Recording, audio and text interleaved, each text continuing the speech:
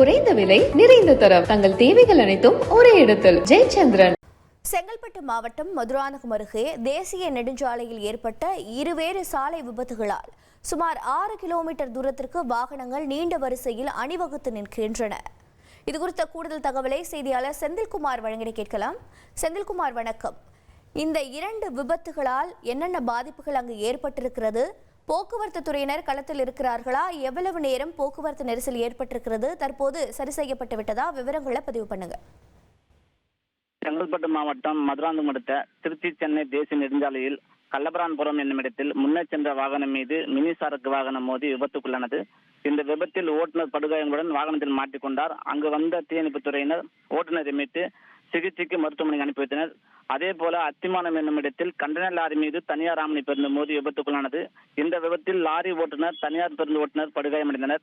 தேசிய நெடுஞ்சாலையில் 2 இடங்களில் ஏற்பட்ட சாலை விபத்து காரணமாக திருச்சி சென்னை தேசிய நெடுஞ்சாலையில் சுமார் 6 கிலோமீட்டர் அளவில் 2 மணி நேரத்துக்கு மேலாக வாகனங்கள் சாலை நின்றதால் கடும் போக்குவரத்து பாதிப்பு ஏற்பட்டது.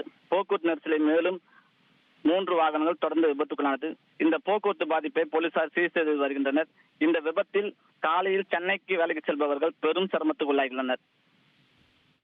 உங்களுடைய தகவல்களுக்கு நன்றி செந்தில்குமார். குறைந்த விலை நிறைந்த தரம் தங்கள் தேவைகள் அனைத்தும் ஒரே இடத்தில். ஜெயச்சந்திரன்.